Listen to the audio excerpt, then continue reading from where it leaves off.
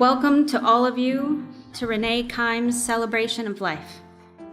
Thank you all for coming here today to share a moment together, remembering and celebrating the life of an incredibly special person. For those of you who don't know me, my name is Katie MacArthur, and I'm one of the hundreds of people who called Renee my friend. We're going to do the service a little bit differently than what you may be used to. Renee had indicated that if this time were to come, she wanted a celebration. No stuffy funeral. She didn't want somber. We're going to do our best to celebrate. And I'm sorry, Renee, but there will likely be tears. These tears are kind, they're worth it, and I plan to call them celebration tears. There's a series of people who've arranged to come up here and to tell you something about Renee. This part was important to me. When I think about what made Renee Renee, it's her connection to people. These stories, prayers, memories of Renee's love, this is what I wanted to share today. It's hard to come up here. We'll get choked up and likely ugly cry. And I know some of the speakers are worried about that. So I just wanted to say aloud that it's okay. It's important that we be ourselves. Renee accepted all of us for exactly who we are. We are all part of Renee's quilt, hand-selected and stitched together. She would all want us to proudly be our patch. Renee may have wanted me to host because we both love to throw a good party. Together, we have planned a child's birthday party that could likely shadow some of your wedding receptions. We text back and forth about the details, sharing pictures of the very hungry caterpillar-themed foods and matching birthday tutus. We'd arranged for so much food that if there was some surprise natural disaster and we all got stranded at Bailiwick Park, all 200 guests would be full and happy. Piñata, yes. Balloons, do it. Overdo it? Yes, yes, yes. I was tempted to throw that kind of party today. In typical Renee fashion, I knew she would worry about you having a good time here. Let that sink in. I thought about decorating with purple balloons and handing out little packs of greeting cards as party favors. I worried about interfering with church services in the morning and Super Bowl Sunday later on today. I thought about serving mozzarella sticks and pouring Guinness and having the cousin's Maine lobster food truck show up and hand out lobster rolls. I thought about trying to make you all comfortable and happy like Renee would have insisted. But I didn't do those things. I know you're sad about the lobster truck. I didn't do those things because where Renee and I differ is that I fully understand what we loved about Renee wasn't these things, but the way that Renee made us feel. Maya Angelou said this: I've learned that people will forget what you said, people will forget what you did, but they will never forget the way that you made them feel. Renee made me feel special.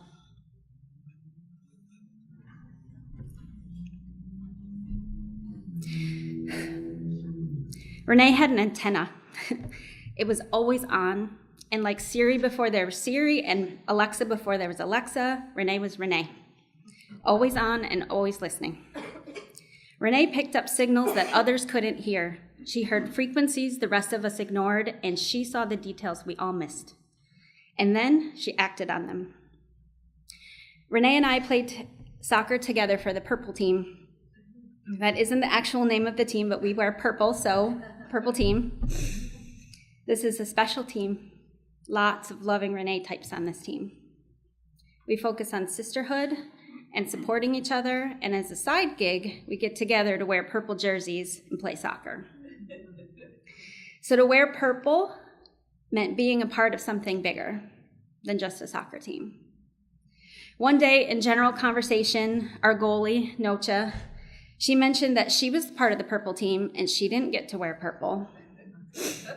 For the non-soccer folks in the crowd, The refs make the goalies wear a different color so we know who can touch the ball with their hands. Renee's antenna had picked this up. She heard AO&JO, and then she acted. Without mentioning it, without calling attention to it, without needing or wanting to take credit for it, Renee bought AO&JO purple socks. Purple socks with white polka dots on them. And in one simple gesture, AO&JO was confirmed as part of the purple family. Renee didn't just welcome you, she made you feel welcome.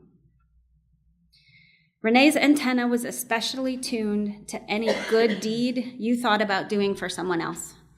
If you were to mention a thought, an idea, a whim where she could see you would help another human, congratulations, you had signed up to complete it.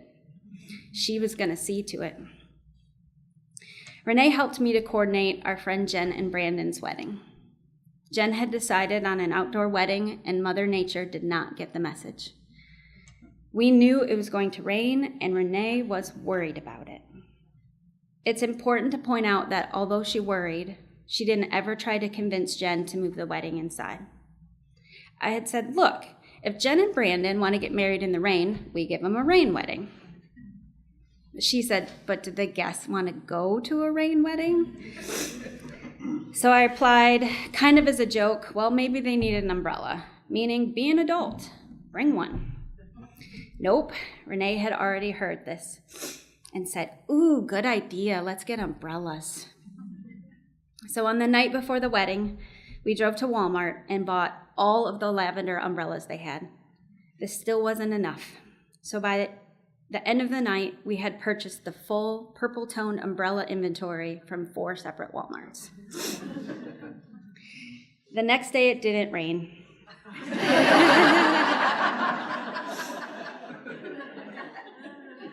It stormed. Winds ripped apart the canopies we had put up, and Jen wavered as to what to do. She wanted to have an outside wedding so badly, but everything was a mess. When the winds calmed, we reset the chairs and we started the service. And as they said their vows, it once again started to rain. And thanks to Renee, purple umbrellas popped up everywhere. And the service continued joyfully in the rain. Renee made me do it. She pushed me to get those umbrellas. She regularly did that for me, pushed me to be the umbrella in someone else's rainy day. Renee regularly put other people's needs before her own. It's difficult to properly explain the multitude and magnitude of how this happened.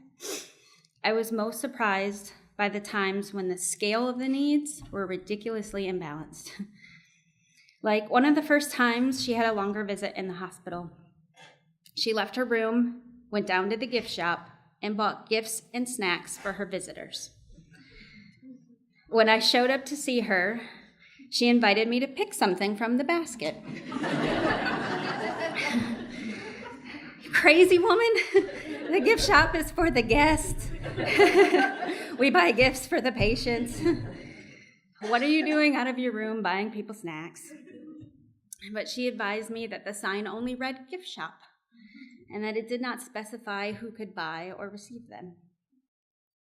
Renee also regularly apologized for backwards things. Not in these exact words, but take this as my interpretation of what I would hear. Sorry, they didn't have the Kashi dark chocolate sea salt granola bars at the hospital gift shop when I went down there as a patient to get you, my visitor, a snack. I know those are your favorite because I pay attention to every little detail about what might make you happy. And I'm totally missing the ridiculousness of this conversation about a granola bar while I have cancer and you visit me in the hospital. Ooh, and I told Tammy, the girl who runs the gift shop, that they need to get some of those. Because other people could want those too. So hopefully next time. She did that a lot, that sleight of hand magician tactic. Let's talk about granola bars and not the fact that we're in our 20s and at the hospital and battling cancer. She was always open about what was happening. She just never wanted to dwell on it. For someone who so regularly worried about others, she did not want anyone worrying about her. There was one moment I saw her break. I remember that night as we sat in her car in my driveway.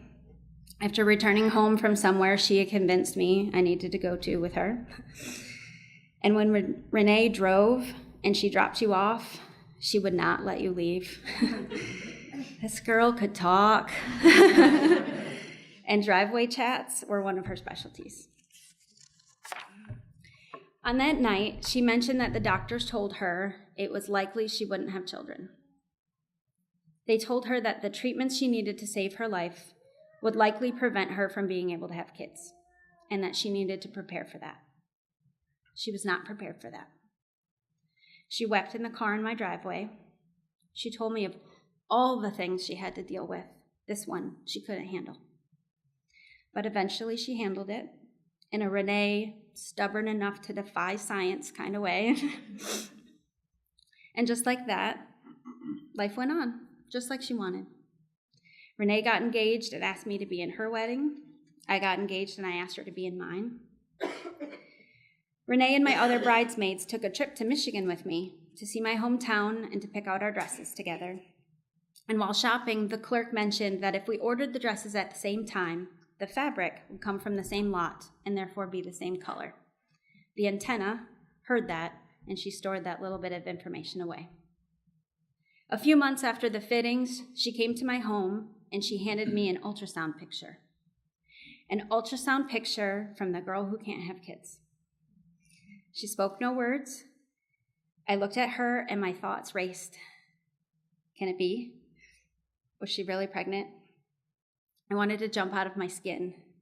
But this was Renee. She did crazy things like drive over to your house and show you someone else's ultrasound picture. She could genuinely be this happy for someone else. So I put my hands over my eyes. I couldn't look at the picture, and I asked, whose baby is this? Say it, Renee. Whose baby is this? And she finally quietly said, mine. I erupted. How? How can this be? And she answered with, I'm really sorry about the bridesmaid dress. I'll be almost 8 months pregnant for your wedding, and the dress isn't going to fit. And if I reorder, the fabric will be different. That's why we ordered them together. Are you crazy? You're going to be a mom. And you're worried about the specific shade of eggplant chiffon. That's what I mean when I say she put the needs of others before her own. It isn't serving you a piece of pizza before she takes one for herself. It's genuinely caring about a minute detail she thought would make you happy over a major life-changing topic relative to herself. Renee was kindness personified. That wedding of mine, well, we had a lunch planned for the day after the wedding. It was a cookout at my house for out-of-town guests. Oh, and it was Easter Sunday. When my husband and I got to our townhouse, we found out that our neighbors had flooded our entire first floor. They were irresponsible and unfortunately had done this before. My house was flooded. I had 40 people coming and nowhere to go. I called Renee and I asked if I could bring my party to her place. 40 people, Easter Sunday, she's almost 8 months pregnant. She says, sure, just give me 15 minutes to vacuum. I think Renee's favorite thing to do was to do nice things for other people. Anybody here the recipient of a Renee drive-by? Don't know? Okay, so here's how it goes. Renee would buy or collect something to give to you. Could be something she purchased, a newspaper clipping, hand-me-down clothes, your favorite cottonwood pumpkin beer that you happened to mention you couldn't find at the store, so she went searching for it. Gossip magazines, a fire extinguisher, candy, wasp spray. The possibilities are endless. She'd drive by and leave it on your porch. No doorbell ringing, no note. No need, request, or want for it to be about her. Just a Renee drive-by. If you found an item on your porch and thought, ooh, I needed that, it was likely Renee. This is the Renee I know. In the last week, I've been fortunate enough to really connect with so many people who loved Renee. And as we've talked about her, there were a lot of reoccurring stories. It is amazing that she kept this up with so many people. And I'd like to invite a few others up here now to share. Carrie? That's a tough act to follow. My name is Carrie Muller. Renee and I were childhood friends, where we grew up in Toms River, New Jersey. When I began to think about just how we met, I realized that my friendship with Renee began because of a connection that we shared in our faith as Christians. Renee and I met in Sunday school at the Presbyterian Church in Toms River.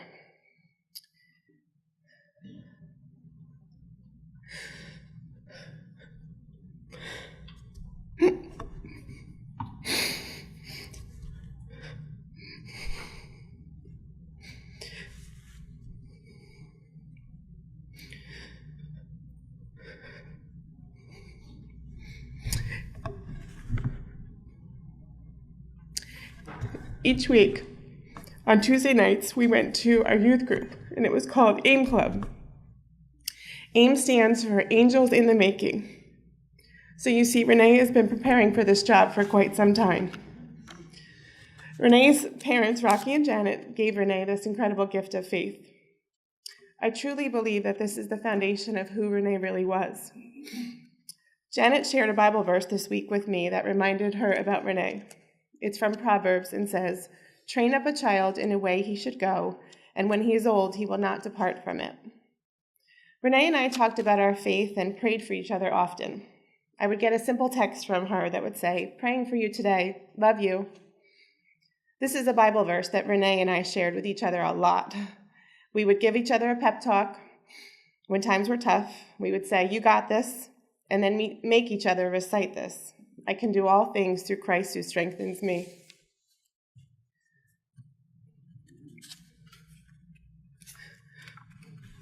I know that Renee's beautiful spirit presented itself differently to each one of us. For me, I saw Renee as a disciple of Jesus.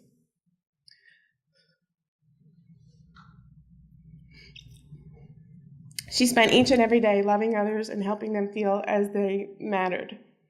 Renee had a gift of building friendships like no other. Her smile and her positivity just lit up the room. Renee was an incredible gift giver. She took time to thoughtfully choose every gift that she gave, whether it was a simple card, a birthday present, or just because she wanted to brighten someone's day.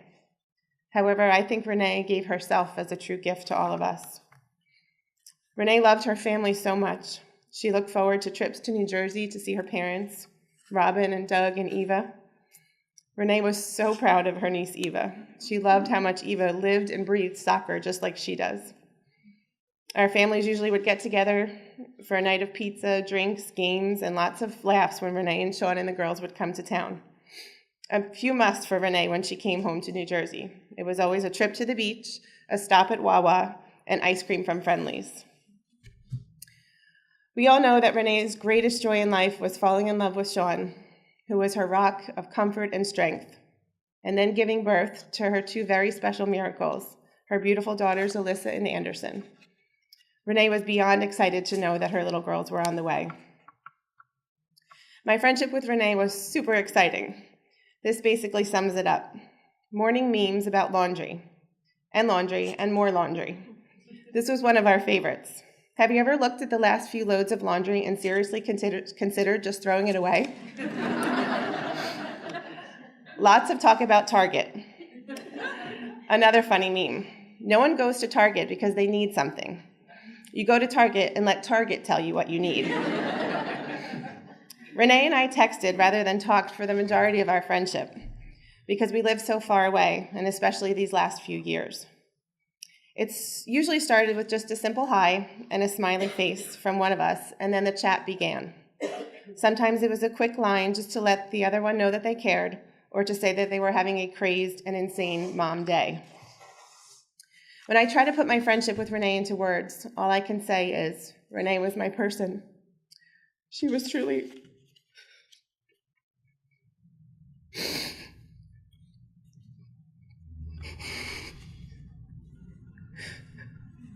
the best friend that I could have known. So although my phone is now quiet and my heart is empty, I'm going to work very hard each and every day to spread kindness and joy in Renee's honor. I will proudly be part of Renee's army and love and support her beautiful family. When I look up at the stars shining at night or the beautiful sunshine over the ocean, I'll think of Renee and know that she's watching over all of us. I love you, my forever friend. She's laughing at me, sobbing up here, I know it. I promise I'm going to be the most sobbing of all. In closing, I invite anyone who would like to join me in praying the Lord's Prayer together. Our Father, who art in heaven, hallowed be thy name. Thy kingdom come, thy will be done, on earth as it is in heaven. Give us this day our daily bread, and forgive us our debts, as we forgive our debtors. Lead us not into temptation, but deliver us from evil. For thine is the kingdom, and the power, and the glory forever. Amen. Back to celebrating. Good afternoon.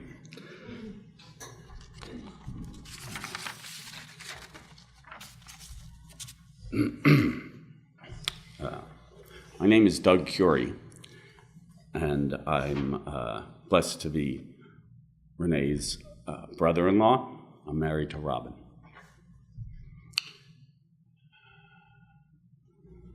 So anybody that knows the Curie name knows that we can talk and talk and talk some more.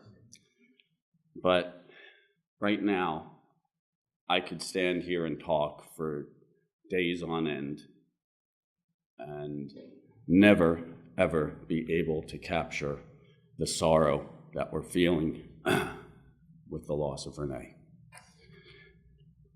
And I could write novel after novel, and those words would never encapsulate the special person, the unique individual, and the loving person that Renee is. So, I've been blessed to know Renee for just about 18 years. And if you'd please allow me to share a few thoughts about our athletic, beautiful, honest, and loving Renee. The first time I had met Renee was at Grandma Newberry's farm just outside of Pittsburgh in western Pennsylvania, where Jan, Renee's mother, had grown up. I was struck immediately with Renee's ability to be direct and honest. Renee, Robin, and myself were hanging outside on the front patio of the old farmhouse. I had a soccer ball at my feet, and I started juggling the ball. They call them keepy-uppies. So I started juggling the ball, and, well, it wasn't 20 seconds into my juggling when Renee toe-poked the ball away from me, paused for a moment, and said, "Show off." But that was Renee. Always straight to the point. On that day, Renee and I had a deep and meaningful conversation where her directness and honesty gave me the strength which helped me through my own personal struggles in life. And without that conversation and without Renee in my life, I wouldn't be the person that I am today. As for my wife, Robin, she and Renee are as close and connected as two sisters have ever been. Renee has always been a source of comfort and advice to Robin. They love each other so deeply and so very, very much. Without any doubt, of course, Renee's father, Rocky, has always been her hero. Renee always appreciated his unwavering love and support, and Rocky is so very proud of everything Renee has ever done. Renee comes from a long line of strong women, So naturally, Renee's mom, Jan, has taught her to be strong, confident, and brave. And certainly, Alyssa and Anderson will grow to be strong women because of the examples set by their mom, Renee, and their amazing father, Sean. Our love for Renee will truly, truly never end. May Jesus Christ bless her and keep her. May his light shine down upon her and give her peace. Amen. Renee's friend Amy has written this next piece, and I'd like to read it on her behalf. Renee was that constant in my life from the time we met in her early 20s. She was the friend that you didn't have to talk to every day, but knew she was there whenever you needed her. She became an important part of my family's as well. One of my earliest memories of Renee was that when you sat down to dinner with Renee, she would ask, "Where's the bread?" And we need napkins. It became a joke with my family, and we just figured that people from Jersey loved their bread and needed lots of napkins. The first time that I realized what an organized person she was when I got engaged. She told me about all the upcoming wedding expos and exactly how to keep everything organized. You need to get a file box with folders labeled flowers, DJ, etc. She was truly an organizer, which is probably why she never missed a birthday of mine or an anniversary. And if you gave her a gift, I swear she somehow secretly wrote out that thank you card right there, because that thank you note would show up in your mailbox the next day. Renee was the most selfless person I know, always worrying about other people before her own needs. She never wanted anyone to make a fuss over her.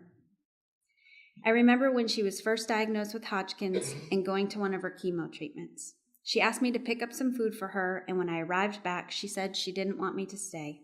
She was worried that we may be taking up too much space and another chemo patient wouldn't be able to have their family member with them. Of course, I wanted to stay, but there was no arguing with Renee. 6 months later, when Renee's cancer returned, she called me on the phone. She called me crying and was so scared. All I could do was cry with her, and by the end of the phone call, we had decided she would beat it again.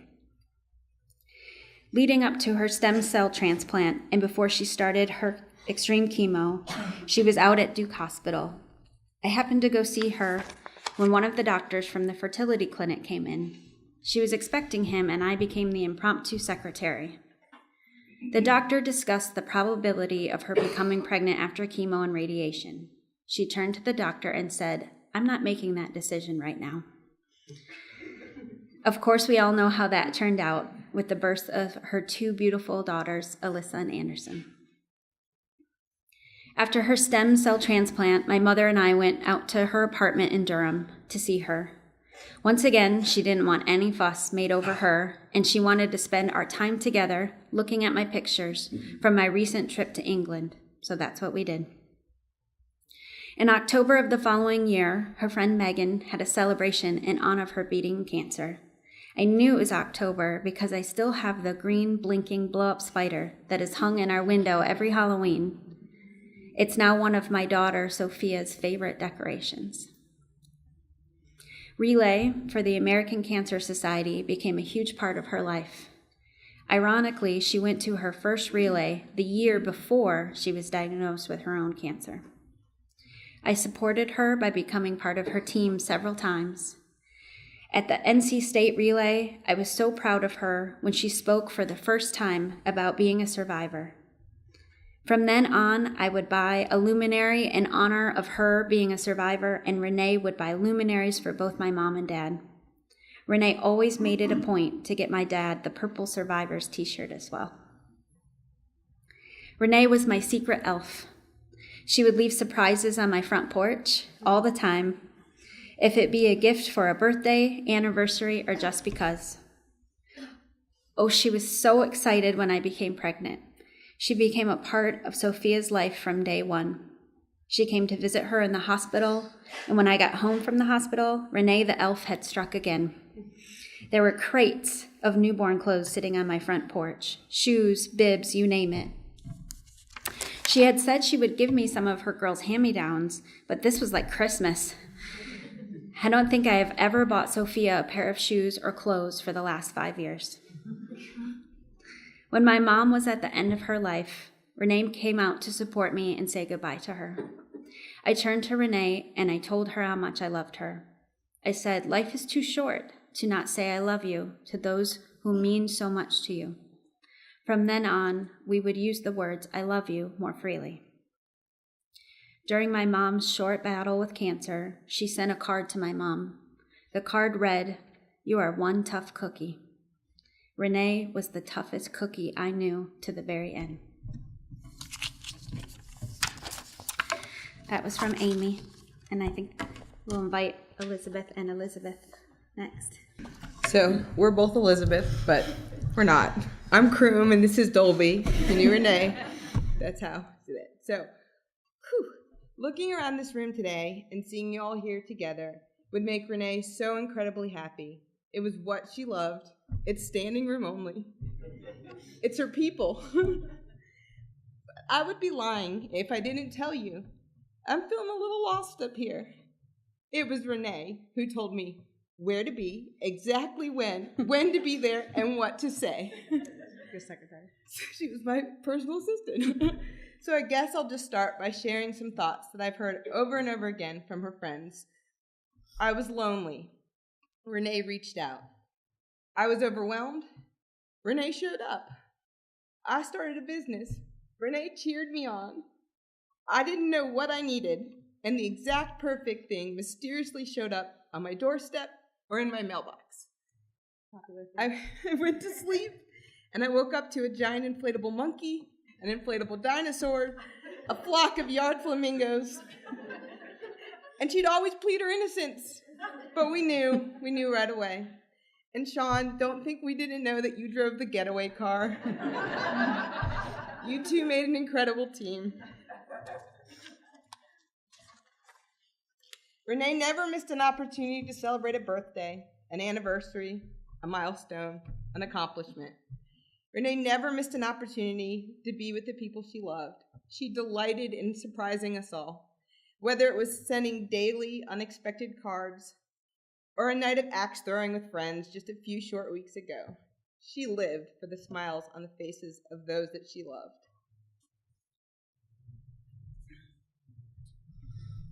You got it. Renee, somehow our paths never crossed at ECU. 10 years ago, I walked into a Relay of Life for Life meeting here in Raleigh. You were pregnant with Alyssa, and I was with Gavin. We were paired up as partners and had to share why we relay. You, nonchalantly said, "I survived cancer twice." I was so nervous to be there, but your smile put me at ease. You made me feel welcome. You had that way. We connected and shared stories. Our friendship took off from there slowly, but bloomed when our babies were born. Soon came library time playdates, mom's group, or as you refer to them, my tribe. And most importantly, glitter crafts at Dolby's. Always at Dolby's, not at Renee's. Never at Renee's, never. They're more fun in my house, sorry. Our families grew, and so did our friendship. You always continue to amaze me with your ability and not having anyone else worry about you, knowing deep down you were not feeling good or you were in pain. You made others feel like they were first. You were our sneaky friend. Another common theme. You would suddenly somehow show up and leave an act of kindness. I refer to it as doing a Renee. You, my friend, surprised me on many occasions, making a bad day so much better. Whether it be flocking my yard with flamingos in huge letters saying, "Lordy, Lordy, Elizabeth is 40," to leaving the ingredients for a hot toddy as I returned to teaching and quickly caught everyone's germs.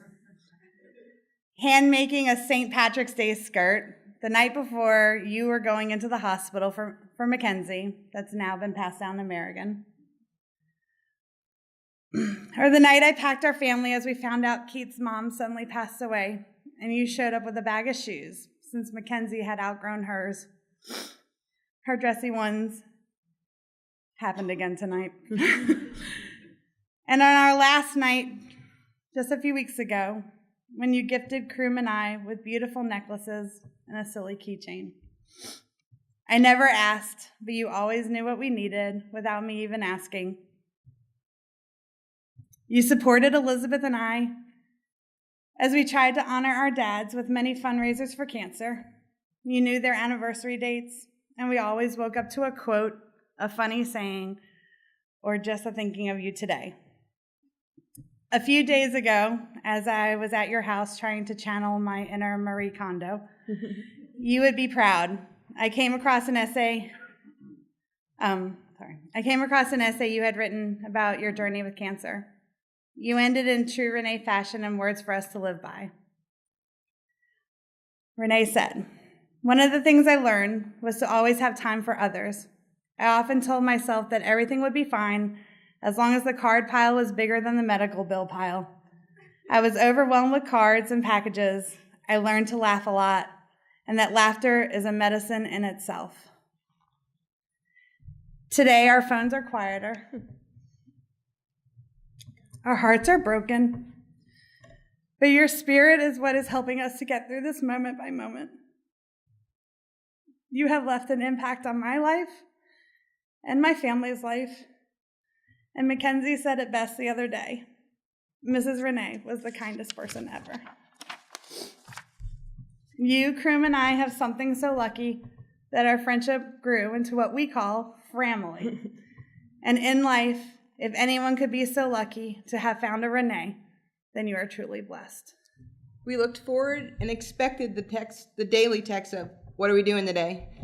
Renee was always thinking of ways to fill Anderson and Alyssa's day with fun activities. She loved to go on adventures with you girls. She loved throwing birthday parties with elaborate themes and humongous guest lists. She was always thinking of you.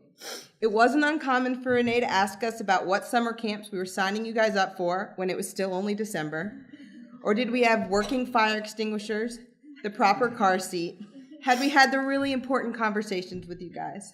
That's what Renee was about. She was always thinking about it. We filled our long days of little kids with other moms who were just trying to make it to bedtime too. We have a million pictures of our kids growing up. Not as many of us, but lots of the kids. One of my very favorite pictures is all the kids lined up at the museum. We took you guys on an outing. And Anderson, you weren't feeling the photo. You didn't want to get in. And your mom jumped right in so that you wouldn't miss out. That's how your mom was too. She didn't want to miss out. Not on a play date, not on an outing, not on a mom's night out. Renee was the glue that stuck us together. She drew us in and she strengthened our bond, and she called us her tribe.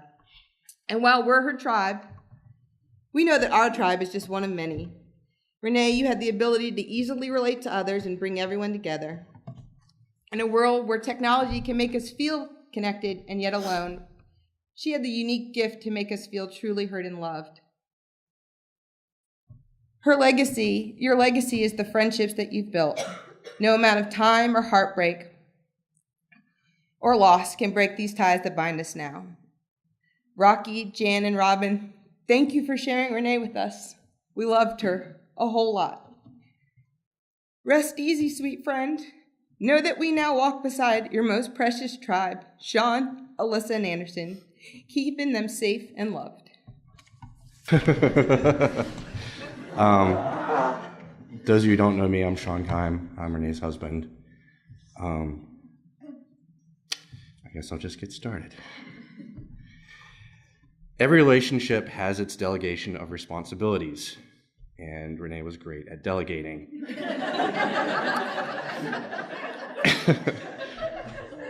I was always her wordsmith. If she had a fundraising letter to write or something important to say in a letter, I was the one that she went to. It often took several revisions and a lot of red ink, but I hope that this speech will do her justice. Met Renee not far from here. We lived in the same apartment building, and I lived on the 3rd floor, and she lived on the 2nd. We'd talk from time to time as she walked her dog Bosco, and I helped walk my roommate's dog. I had not gone on a date in a really long time and had pretty much given up on finding someone. After a while, I noticed that her boyfriend wasn't there anymore, and she was starting to look sick. I think one night I knocked on her door after dinner, and we just chatted for an hour or so just because I wanted to see how she was doing, and I was worried about her. After about a week of this every single night, I had the thought that I was probably being an annoyance and shouldn't keep bugging her. So I thought I'd take the night off.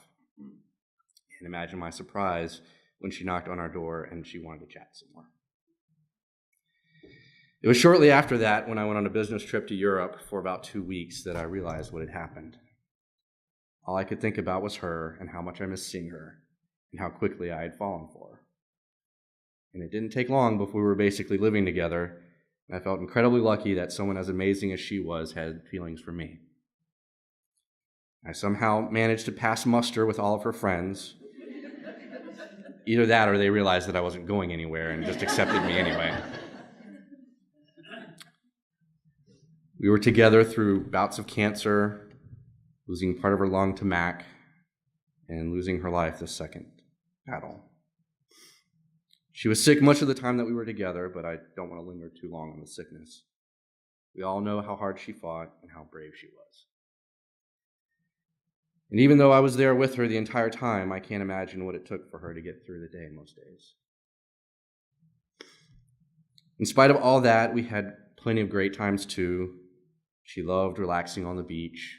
We went on vacations to Aruba, Belize, and Hawaii. We took our girls to Disney. She loved sitting on the rocking chairs, keeping watch over the neighborhood, and holding court. She loved hanging out with her friends. In fact, the week before we went to the hospital this last time, Renee was throwing axes at a bar with a group of stay-at-home moms. Totally likely, yeah. She'd been away at hospitals most of this year, and I think she'd sort of assumed that all the stay-at-home moms were having martinis and having a great time instead of folding laundry. But it meant a lot to her to be in the mix and feel like a normal person again. She loved Relay for Life. She took it as a challenge to try and be the top fundraiser almost every year. But it meant a lot to her to participate and try and give back. She loved playing soccer with the Durley Plus League, and especially going out with the team afterwards for margaritas and Mexican food or whatever. These were the things that brought joy to her life. Some people like to garden, they like to go hiking in the woods, they like to cook or read. Renee was a collector of people and love. I often wonder what she did upstairs every night while I puttered around downstairs watching TV. When asked, she would say, just checking out Facebook or surfing the internet. I think I now know better. She was tending to her friendships, each one special and meaningful. I struggled a lot this week, thinking about how much she did for our kids and other people, and how I know I'm not good enough at life or at friendship to carry the torch. And then I had the realization that I don't have to. So many people have asked me how they can help this week. I'm here to let you know that Renee has an army, and each of you have been drafted into it. Someone out there needs your love and support. Pull a Renee. Leave them something they love on their front porch with no card or labels and no need for thanks. Someone's new in town and is nervous and scared about their new life, and they just need you to welcome them. Someone's a new parent, and they just need a little bit of reassurance that they can get through the day. Give someone who needs it a call and just listen without judgment. Just be in that moment and make them feel special. Buy a funny card and send it in the mail. Remember holidays, special events, and birthdays. Shoot off a quick email or text and let people know that you were thinking about them. Send friends silly pictures when they're having a bad day. In a world that sometimes seems to value picking a side and being right, over giving a hug and listening, take a few moments to really listen and give hugs with your whole heart and without reservation. Renee didn't care if you were a Democrat or Republican, black or white, rich or poor. She just wanted to know you, and she wanted to be your friend. Above all else, choose to be kind. If you ever doubted the power of a small kindness, look around you. If we all just work a little bit harder at this, maybe we can help fill the hole that her absence has left in the world and in our hearts. If you remember nothing else from today, remember this as my challenge to you. And now the most important thing in her life, our girls. She was so proud of you guys. You weren't supposed to exist, and the doctors had told us that Renee wouldn't be able to have kids, and based on all the evidence, we thought they were right. Alyssa Anderson, you show me every day how much your mom lives on inside of you. And she would love how many of you have reached out to Alyssa Anderson this week. They say it takes a village to raise a child, and Renee made sure that we had a large and loving metropolis. And I will need your help and draw on your strength in the months and years to come to raise them in a way that honors Renee. I keep telling my girls that the best part of their mom having so many friends is that they all have memories to share, so that if we ever forget anything important, there are tons of people that are here to help us remember. Rocky and Jan, thank you for raising two of the kindest and most open-hearted people I've ever known. If I do half the job that you guys did with Renee, then our girls are going to turn out just fine. Renee was one of the best of us. Maybe now that she's passed, her strongest legacy is that she can give us strength and bring out the best within each of us. Thank you. All right, do we need a Kleenex break? Like a super loud nose-blowing thing everyone's trying to do quietly? All right.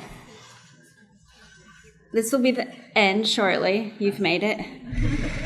There's lots of little things around. There's places to do your thumbprints on a picture. There's a book to sign. There's pictures to look at. So I just wanted to mention that now because make sure everyone has a chance to get around. And I have a couple more words, and then you don't have to cry anymore. Before we go, I wanted to mention a few people. So for any of Renee's doctors or medical professionals, caretakers here today, we want to thank you for caring for Renee. We cherish every moment we had with her, and we thank you for buying time for us. To Renee's parents, today is likely harder for you than most of us will ever be able to comprehend. And I know you know how special she was. But I hope we are able to show you just how many people's lives she touched. Thank you for raising such a delightful person, and thank you for sharing her with us. Sean, I know you don't want this to be about you, so I'll keep it brief. We know you are the Clyde to her Bonnie. We know you participated in drive-bys. We know you often wrote the words she was trying to say. Thank you for caring for her so she could care for all of us. Alyssa and Anderson, all of these people here who love your mom, she did a great job at loving them back, but she loved you more. You both made her so proud just by simply being you, and I see a lot of her in you. To all of you who made it here today, thank you. There's a song, the same song we heard on the way in, we're going to say here on the way out. To the reception, but I want you to pay special attention to it. The song is Seasons of Love, and it's from the musical Rent. Renee loved both that musical and this specific song. And there's a part closer to the end that I really want you to listen for. So I'm calling it out now. And I'm hoping, because I promised her a celebration, that there's a part at the end where it would be appropriate for overhead claps to start. If you could help me out so I'm not the only one, that would be awesome. Okay. And I also can't believe I'm doing this because I don't sing, but I'm going to try to sing here for a second. Okay. So the part at the end, they sing, "It's time now to sing out, though the story never ends. Let's celebrate, remember a year in the life of friends." That's your cue, okay? So that's the part in the clapping.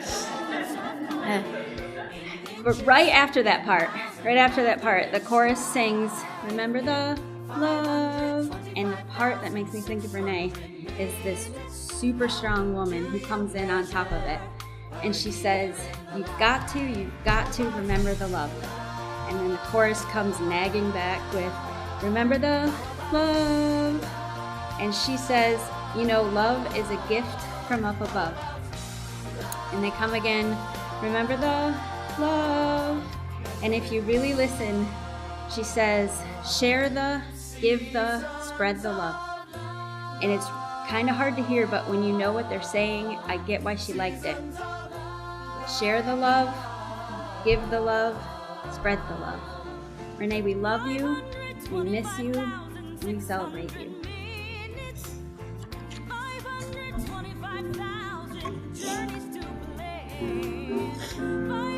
It's a while before the clapping part.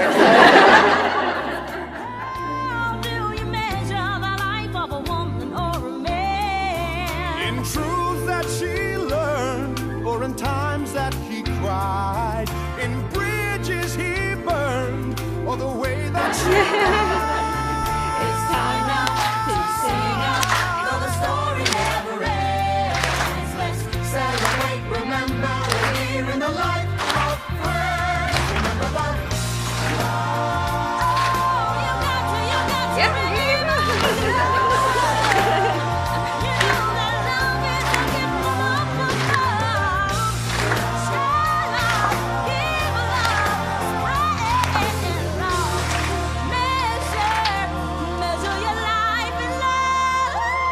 You did it. You did it. You're welcome to exit now to the reception, sign the books, so that everyone knows you were here. Thank you very, very much.